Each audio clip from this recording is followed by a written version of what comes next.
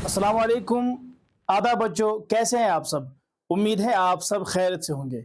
मैं हूं आप सबका उर्दू मुअल्लिम खान जाहिद। तो एक बार फिर मैं आप सबका दिल से इस्तकबाल करता हूं। तो बच्चों, आज जो हमारा सबक है आप स्क्रीन पर देख सकते हैं। उस मौजू का जो उन्वान है, आज के सबक का जो हमारा उन्वान है वो है दावत। दावत यानी जो आप हम सब खाते हैं, ठीक है, दावत। अब ये जो सबक है, ये दावत क्या है? ये दावत जो है इसके लिखने वाले रशीद अहमद सिद्दीकी हैं, जो हम आगे पढ़ेंगे, जो मैं आपको बताऊंगा कि रशीद अहमद सिद्दीकी कौन थे। क्योंकि रशीद अहमद सिद्दीकी जो थे बच्चों, रशीद अहमद सिद्दीकी का जो ये सबक है दावत, ये सबक जो है ये है इंशाइया। ये एक इंशाइया है बेटा, याद रखना, इंशाइया, जिसे हम अंग्रेजी में ऐसे कहते हैं और उर्दू में हम इसको इंशाइया कहते हैं।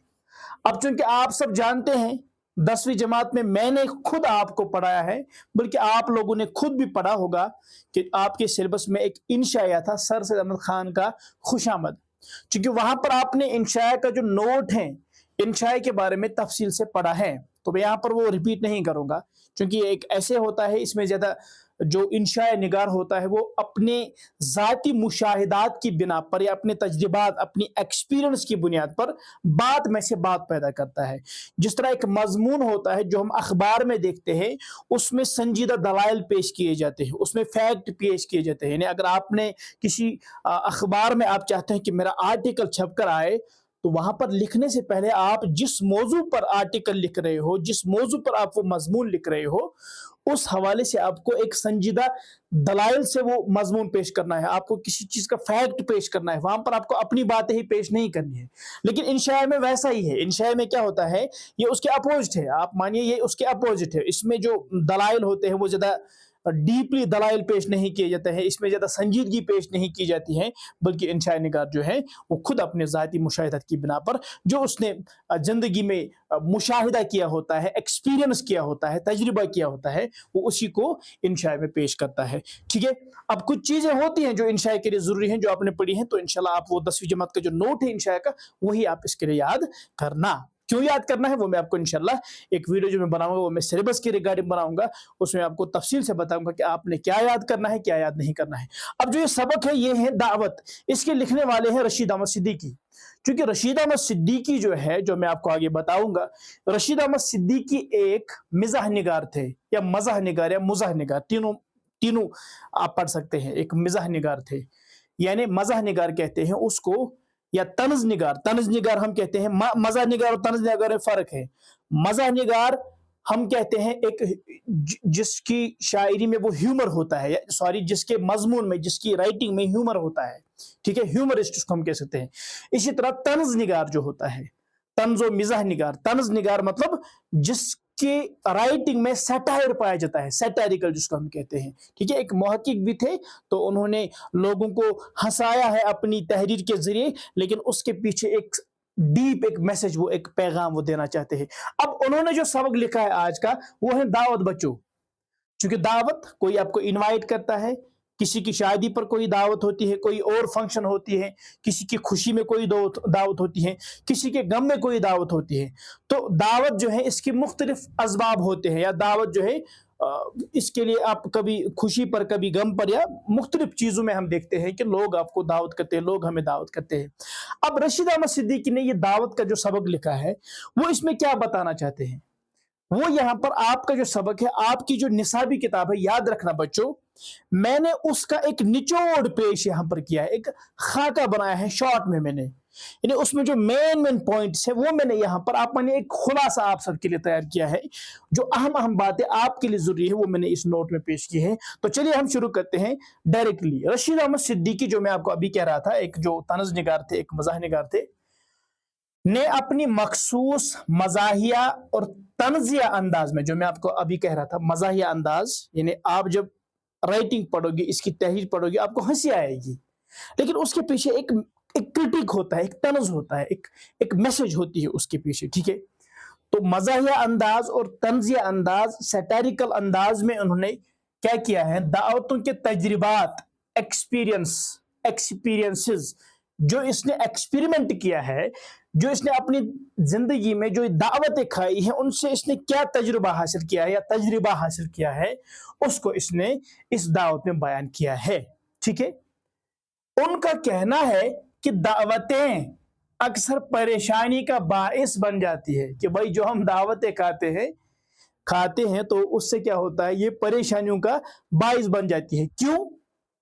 انہوں نے دعوتوں میں کی جانے والی بدتمیزیوں, بعض دعوتیں ایسی ہوتی ہے جہاں پر بہت ساری بدتمیزیاں ہوتی ہے, میزبانوں کے اصرار. کبھی کبھی آپ کسی دعوت پر جاتے ہو, وہاں پر آپ کو زور کیا جاتا ہے, بھائی کھائیے, اس کے حض بیت فلایا تراوش ان کو لبیا کھاتا اس کے حض کارز یہ چیز. تو رشید احمد صدیقی نے یہی کہا ہے. ایک تو کچھ دعوتیں ایسی ہوتی ہے جہاں پر نظم و ضبط کا کوئی انتظام نہیں ہوتا ہے, جہاں پر آداب کا خیال نہیں رکھا جاتا ہے, جہاں پر بدتمیزیاں کی جاتی ہے. دوسرا, کچھ میزبان جو ہوتے ہیں جو مہمانوں کو زیادہ ہی زور کرتے ہیں کھانے کے لیے, حالانکہ کھانے والا جو مہمان جو ہوتا ہے وہ کہتا ہے کہ بھائی میں اور کھا نہیں سکتا ہوں. ایک تو اس کا ذکر کیا ہے. اور مہمانوں کی بے ترتیبی, کچھ مہمان ایسے ہوتے ہیں جو بالکل بے ترتیب ہوتے ہیں, جن کے پاس آداب نہیں ہوتے ہیں. یا کچھ مہمان ایسے ہوتے ہیں جب آپ دعوت پر جاتے ہو تو وہاں پر دعوتیں روکی جاتی ہیں اس لیے کہ کسی خاص مہمان کو آنا ہے, تو تب تک ہر ایک کو روکنا پڑتا ہے یا رکنا پڑتا ہے. تو بے ترتیبی کو ہلکے پھلکے انداز میں بیان کیا ہے. تو ان تمام چیزوں کو اس نے بالکل بہترین طریقے سے انداز کیا ہے, جس سے قاری کہتے ہیں پڑھنے والے کو ہنسی آتی ہے. لیکن ہنسنے کے ساتھ ساتھ کیا ہوتا ہے, جب آپ کتاب پر یہ پڑھو گے آپ ہنسو گے, لیکن قاری جو ہے سوچنے پر بھی مجبور ہو جاتا ہے کہ بھائی ہمیں تو ہنسی آئی, لیکن اس کے پیچھے تو حقیقت بھی ہے. بھائی یہ تو طنز کر رہے, تو کرٹک کر رہا ہے ان پر, اس سماج پر, اس معاشرے پر جو یہ دعوتیں دے رہے ہیں جہاں پر یہ خامیاں پائی جاتی ہے, یہ چیزیں پائی جاتی ہے. تو قاری ہنستا بھی ہے اور سوچنے پر مجبور بھی ہو جاتا ہے. رشید احمد صدیقی کہتے ہیں بعض لوگ دوستوں سے بچنے کی دعا کرتے ہیں. کچھ لوگ کیا کہتے ہیں, مجھے میرے دوستوں سے بچاؤ. ٹھیک ہے, ویسے ہی انہیں دعوتوں سے بچنے کی ضرورت ہے. تو میری ان سے گزارش ہے کہ بھائی آپ لوگ دعوتوں سے بھی بچا کرو, دعوت پہ مت جایا کرو. ٹھیک ہے, آپ اس کا اپنا انداز ہے, اس کی اپنی ایک ایکسپیرینس ہے, وہ کیوں کہہ رہے ہیں وہ آپ آگے دیکھ رہے ہو. دعوتیں کسی بھی وقت کسی بھی موقع پر آ سکتی ہے نا. کبھی بھی آپ کو کال آ سکتی ہے, کبھی بھی آپ کو کارڈ آ سکتا ہے, انویٹیشن کارڈ مل سکتا ہے آپ کو, چاہے خوشی ہو چاہے غم ہو, بہرحال کھانے کا بندوبست ہوتا ہی ہوتا ہے. جس طرح آپ لوگ دوستوں کے ساتھ دعوت پر جاتے ہو, آپ کوئی فنکشن کرتے ہو, تو اس کے لیے کوئی نہ کوئی کبھی بھی کوئی نہ کوئی موقع ملتا ہی ہے, چاہے وہ پھر خوشی کا ہو چاہے پھر وہ غم کا ہو. مصنف لکھنے والا, ٹھیک ہے, جو رشید احمد صدیقی ہیں, اس نے کیا کیا ہے, اپنی زندگی کی چند دلچسپ دعوتوں کے تجربات بیان کیے ہیں. تو رشید احمد صدیقی نے خود یہ سب دعوتیں کھائی ہیں, اس نے ایکسپیرینس حاصل کی ہے, اس نے مشاہدہ کیا ہے, تو وہی چیز اس نے بیان کی ہے. تو شارٹ میں نے یہاں پہ لکھا ہے, پہلا جو ہے بیٹا, پہلی دعوت جو اس نے بیان کی ہے, پہلی دعوت ایک ایسے شخص کے ہاں ہوئی جو غریب سا تھا. یعنی ایک دعوت کے بارے میں رشید احمد صدیقی کہہ رہے ہیں کہ بھائی میں دعوت پہ گیا تھا جہاں پر مجھے انویٹیشن ملی تھی, دعوت نامہ ملا تھا, تو وہ کیا تھا, وہ ایک غریب گھرانہ تھا, ایک غریب گھر تھا. وہاں پر کیا تھا, کھانے کا انتظام بہت سادہ تھا, بالکل سمپل طریقے سے. غریب تھے تو غریب لوگ اسی طریقے سے دعوت کا انتظام بھی کریں گے. مہمان زمین پر بیٹھے تھے. جب غریب تھے تو مہمان کہاں پر تھے, اب یہ تو بڑے لوگوں کی جو رئیس اور امیر ہوا کرتے ہیں, تو وہاں پر بڑے بڑے صوفے لگے ہوئے ہوتے ہیں, بڑی بڑی کرسیاں لگی ہوئی ہوتی ہیں, میز ہوتے ہیں وغیرہ وغیرہ. تو کہتے ہیں جب ہم غریب کے یہاں گئے تو وہاں پر سادہ انتظام تھا, جو مہمان تھے سب زمین پر بیٹھے تھے, اور روٹیاں ہاتھ میں دی گئی. ٹھیک ہے, بالکل سمپل طریقے سے, سادہ طریقے سے. اور مٹی کے برتنوں, چونکہ جو پرانا زمانہ تھا, ہمارا جو اپنا کلچر تھا, کشمیریوں کا جو اپنا کلچر تھا, مٹی کے برتن میں ہم کھاتے تھے, تو ویسا ہی طریقہ کہاں تھا, مٹی کے برتنوں میں سالن تھا.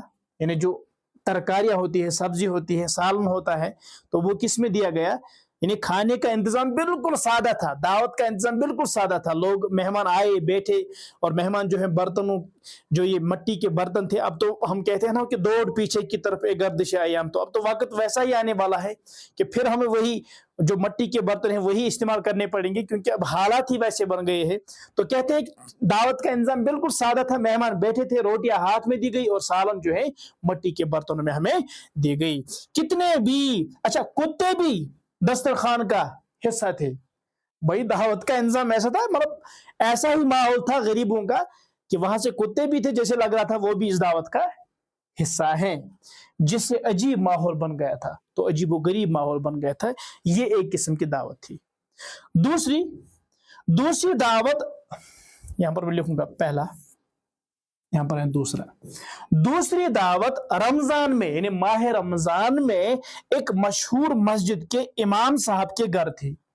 तो दूसरी दावत के बारे में क्या कह रहे रशीद अहमद सिद्दीकी कि भाई मुझे एक दावतनामा मिला था, वो एक मस्जिद के इमाम साहब थे, तो उनके यहाँ एक दावत थी, लेकिन माह रमजान में वो दावत थी, यानी इफ्तार के वक्त, जहां इफ्तार के वक्त लोग दावा बोल देते थे। दावा बोलने से मुराद क्या है भाई, आप लोगों ने देखा होगा जब इफ्तारी का वक्त होता है तो बहुत सारी मसाजिद में इंतजाम होता है, या कहीं कहीं पर गली कोचों में भी इंतजाम किया जाता है। तो जो ही इफ्तार का वक्त आता है 2 मिनट से पहले बहुत सारे लोग आते हैं, उसी को हम कहते हैं यहाँ पर दावा बोलते हैं। तो बहुत सारे लोग आते हैं दावत खाने के लिए, और रिवायती तौर पर दूसरे की प्लेट से भी खाना खा लेते हैं। लोग आते हैं, दावा बोलते हैं, और जिसकी प्लेट मिली उससे वो अपना खाना हासिल करते हैं, क्योंकि दूसरों का ही खाना चुराते हैं। एक दोस्त ने बदला, अब ऐसा मामला हुआ उसमें, एक दोस्त जो था, दूसरे मतलब 2 बंदे थे, एक दोस्त ने बदला लेने के लिए नमाज में किसी की पगड़ी उचक ली कि भाई किसी को बुरा लगा, उसने अपने दोस्त को क्या किया, सबक सिखाने के लिए, बदला लेने के लिए उसने नमाज में ही उसकी पगड़ी उछाल ली। तो ये भी एक किस्म की दावत थी, यहां पर भी वो अपना तजुर्बा बयान कर रहे हैं। अच्छा, तीसरी दावत देखिए। तीसरी दावत में खाने का तरीका बहुत अजीब था। रशीद अहमद सिद्दीकी कहते हैं जब मैं एक तीसरी दावत जो है वहां पर अजीबो गरीब मामला था, खाने का तरीका ही डिफरेंट था। क्या, लोग बड़े थाल में हाथ डालकर बेतरतीब खाते थे। बड़े बड़े थाल दिए जाते थे और उसमें वो ऐसे ही हाथ डालते थे, कोई इंतजाम नहीं था, कोई मुनज़्ज़म तरीका नहीं था, और कोई नज़्म और ज़ब्त, वहां पर कोई डिसिप्लिन नहीं था। एक दावत एक बड़े रईस के घर हुई, जहां माहौल तो बहुत शानदार था। हाँ, एक अमीर घर के यहां हम गए दावत के लिए, वहां पर बेहतरीन माहौल था, बेहतरीन डिसिप्लिन था, लेकिन खाने के आदाब इतने सख्त और अजीब थे कि मुसन्निफ भूखे ही रह गए।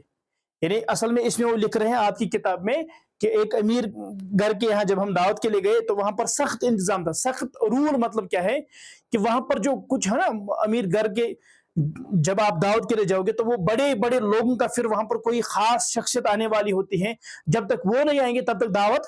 तो रशीद अहमद सिद्दीकी वहां से भूखे ही निकले हैं कि भाई बड़ों का इंतजार करते करते, किसी खास पर्सनालिटी का इंतजार करते करते फिर हम वहां से भूखे ही वापस घर आए। तो वहां पर जो इंतजाम था ठीक था, लेकिन वहां के जो रूल थे, दावत के जो इंतजाम था वो काफी सख्त था, इसीलिए मुझे वहां से बिल्कुल भूखा ही निकलना पड़ा घर की तरफ। अच्छा, बाज दावतों में मेजबान इतना इसरार करते थे, जो मैंने आपको पहले कहा, कुछ मेजबान ऐसे होते हैं जिनके यहां आप दावत के लिए जाते हो, वो इतना जोर करते हैं मेहमानों को कि भाई कि मेहमान शर्मिंदा हो जाता है। सब बेचारा मन छाना तो बोले आया बार बार खाने पर जोर दिया जाता है। तो त्रेवस ब्याख माज फुला है, त्राहुस ब्याख रिश्त खेवस बफला भी, अरे भाई जब पेट भरा है तो क्या खाएंगे।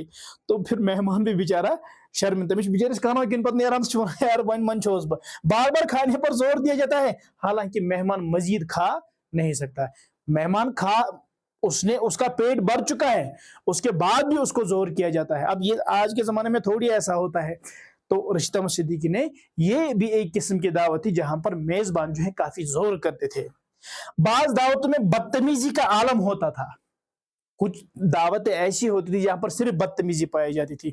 लोग खाने में हाथ डुबोते हैं, बोटियां डोंगे में उलट पलट करते हैं, पानी پیتے ہوئے آوازیں نکالتے ہیں اور دسترخوان کو گندا کر دیتے ہیں. کچھ دعوتیں ایسی ہوتی ہیں جہاں پر کوئی نظم و ضبط نہیں ہوتا ہے, بے ترتیب ہوتے ہیں, با ادب, یعنی ادب کا کوئی خیال نہیں رکھتے ہیں, دسترخوان گندا کرتے ہیں, ایسے ہی جو پلیٹ ہوتے ہیں اس میں ایسے ہی ہاتھ ڈالتے ہیں, یا جو یہ ڈونگے ہوتی ہیں اس میں جو بوٹیاں ہوتی ہیں ان میں الٹ پلٹ کرتے ہیں, یا کچھ لوگ پانی پیتے پیتے عجیب و غریب کی آوازیں نکالتے ہیں.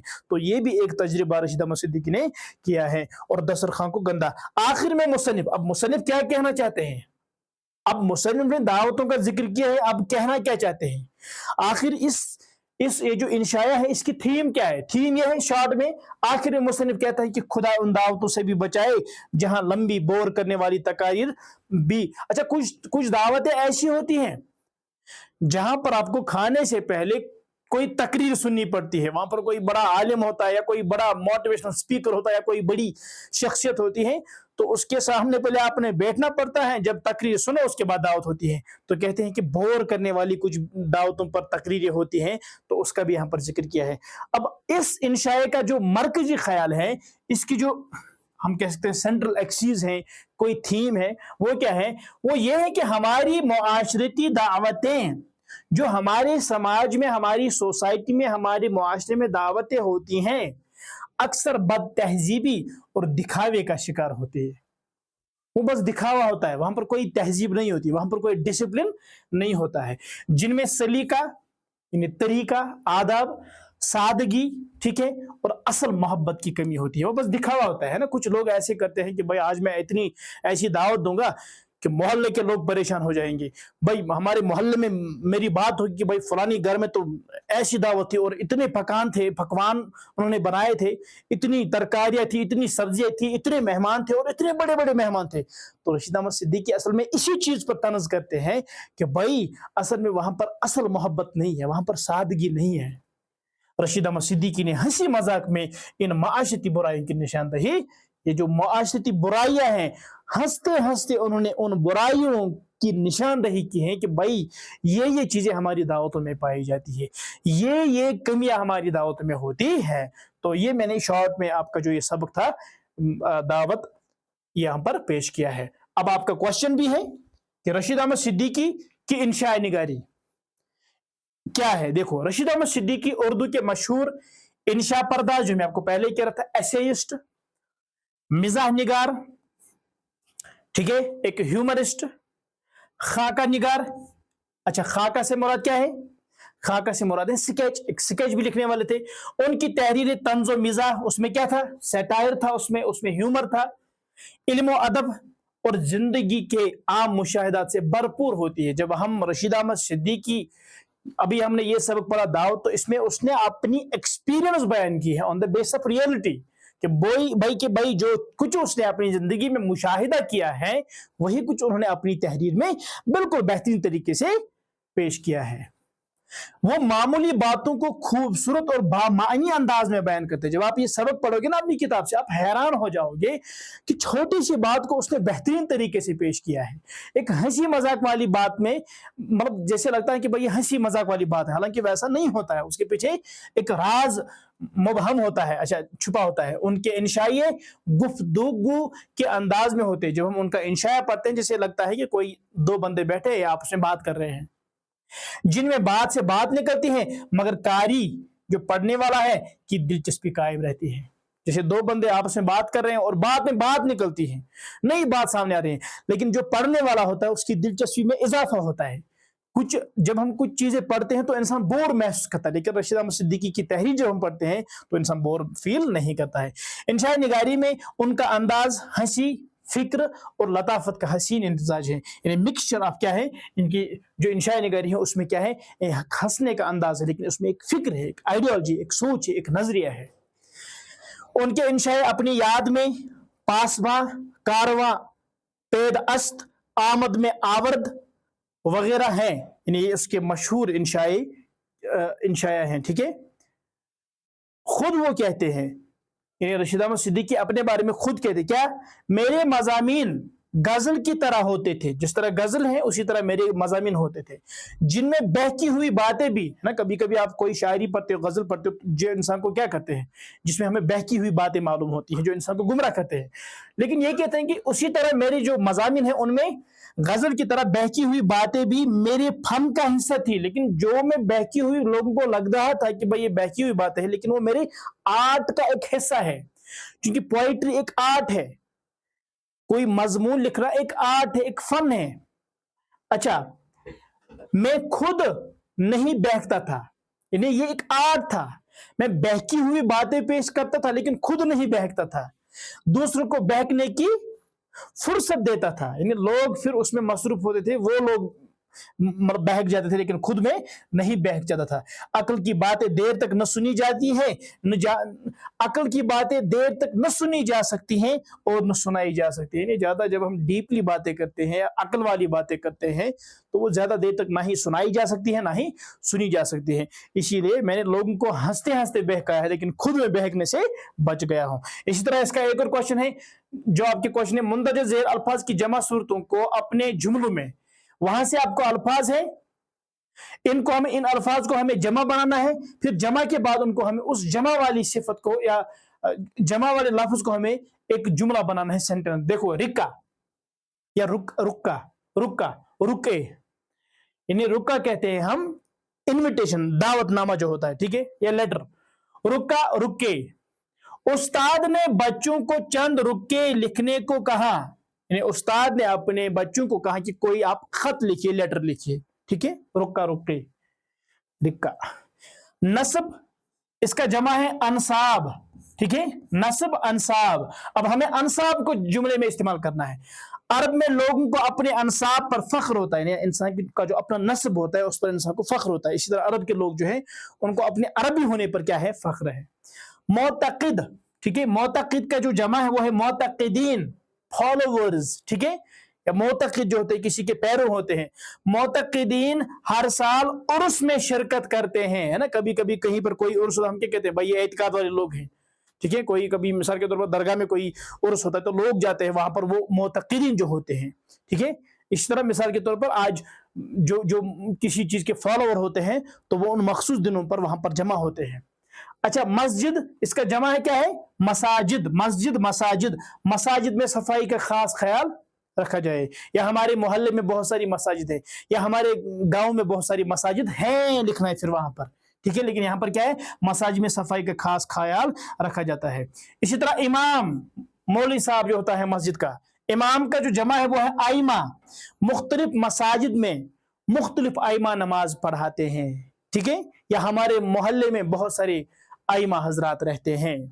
फकीर, गरीब, फुकरा, हमें फुकरा की मदद करनी चाहिए। महल, महल्लात, बादशाह के कई महल्लात थे या महल्लात होते हैं, मोहल्ला, महल, ठीक है। इसके बाद एक और क्वेश्चन है, आप वहां पर आपको कुछ एक, आप मानिए एक इक्तिबास दिया गया है, उससे आपने क्या समझा है वो लिखना है। इंशाअ के दरअसल जुमलों पर गौर करके लिखिए। दावत देने वालों, दावत में शरीक होने वालों पर किस किस तरह से चोट की गई है, यानी तनज किया गया है, क्रिटिक किया गया है। अलिफ वहां से दिया गया है, जवाब ये है वजाहत। हमारे सामने भी इफ्तारी रख दी गई, ये वहां पर जुमला है। अभी हम सब ने मुश्किल से 2-1 लुकमे फरोग किए होंगे कि एक हमला हुआ, चंद सूरमा हम पर टूट पड़े और जो कुछ सामने था उसे चपट करके आगे बढ़ गए। ये शायद वो रमजान वाली दावत है, माह रमजान वाली दावत। अब वजाहत क्या है, दावत देने वालों के इंतजामात और उनकी मेजबानी के अंदाज पर चोट की गई है, मेहमानों के रवैये पर खास तनज किया गया है। जुमले में हमला आवर और सूरमा टूट पड़े जैसे अल्फाज से जाहिर होता है कि मेहमान बेसब्री का मुजाहरा कर रहे हैं, और खाने पर दावा है ना, जो है ना, कुछ मेहमान बेसब्र होते हैं और जो ही खाना आता है फिर उस पर दावा बोल रहे हैं, जैसे कि वो जंग में हों और खाने के लिए मुकाबला कर रहे हों। उनके रवैये को गैर मुहज्जिब और गैर शाइस्ता अंदाज में पेश किया गया है, जो दावत में शराफत और मुहज्जिब अंदाज की कमी को, यहाँ पर वो शराफत की कमी पाई जाती है, यहाँ पर तहजीब की कमी पाई जाती है।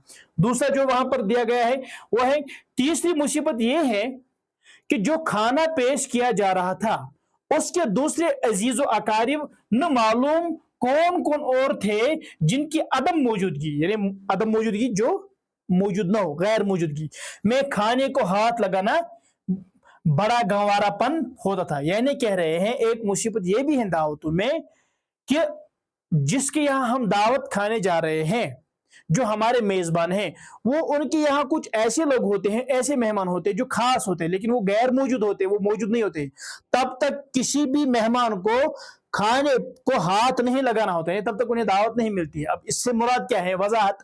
یہاں مہمانوں کی اس جھجک اور غیر ضروری احتیاط کو نشانہ بنایا گیا ہے جسے وہ گنوارا پن سے بچنے کے لیے اپناتے ہیں۔ یہ اس بات کی عکاسی کرتا ہے کہ کس طرح سماجی دباؤ کی وجہ سے مہمان کھانے سے لطف اندوز نہیں ہو پاتے ہیں نا۔ ایک دباؤ ہوتا ہے نا کہ بھائی بڑی ایک شخصیت آنے والی ہے، تب تک آپ نے نہیں کھانا ہے، تو یہ ایک دباؤ کی یہاں پر ایک کیفیت بیان کر رہا ہے۔ دباؤ کی وجہ سے مہمان کھانے سے لطف اندوز نہیں ہو پاتے اور انتظار میں رہتے ہیں کہ سب اہم افراد، ٹھیک ہے، خاص پرسنالٹیز آ جائے، ورنہ انہیں بد تہذیب یا گنوار سمجھا جائے گا۔ اگر ان سے پہلے کسی نے کھایا، وہ کہیے بھائی یہ میں جلد بازی یہ من تہذیب ہی، تو لوگ پھر ان کو گنوارا پن ان میں محسوس کریں گے، یا گنوار سمجھیں گے، یا ان کو بد تہذیب سمجھیں گے۔ تیسرا، مشکل یہ ہے کہ کافی سے انکار کی کافی نے زیادہ کھانے سے انکار کیجئے تو بعض میزبان اس طور پر خفا ہو جاتے ہیں کہ اس کے علاوہ بعض دعوتوں میں عجیب قسم کی بدتمیزی سے کہ بدتمیزیوں سے سابقہ پڑتا ہے۔ نہیں، کچھ ایسے ہوتے ہیں جو آپ کو کہتے ہیں کہ بھائی اور کھاؤ، لیکن اگر آپ نہیں کھاؤ گے تو وہ پھر خفا ہو جاتے ہیں۔ جملے میں کہا گیا ہے کہ اگر کوئی مہمان کافی سے انکار کرے کہ بھائی مجھے اور نہیں کھانا ہے، کافی ہو گیا، تو بعض میزبان خفا ہو جاتے ہیں۔ ارے بھائی پھر کیا فائدہ ہے آپ کا یہاں پر دعوت کو آنے کے لیے، آپ تو کچھ کھا ہی نہیں رہے ہو، حالانکہ کھایا بہت کچھ ہوتا ہے۔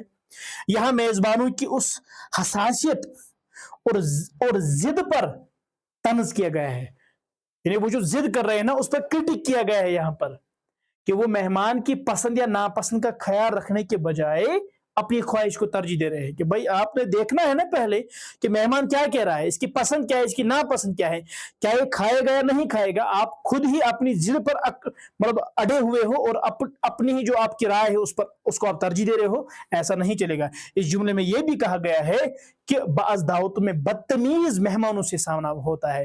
کچھ ایسے مہمان ہوتے ہیں جو کیا ہوتے ہیں، سابقہ یعنی سامنا پڑتا ہے، ایسے ہوتے ہیں جو بالکل بدتمیز ہوتے ہیں، بد تہذیب ہوتے ہیں، جن کے پاس ادب نہیں ہوتا ہے، آداب نہیں ہوتے ہیں۔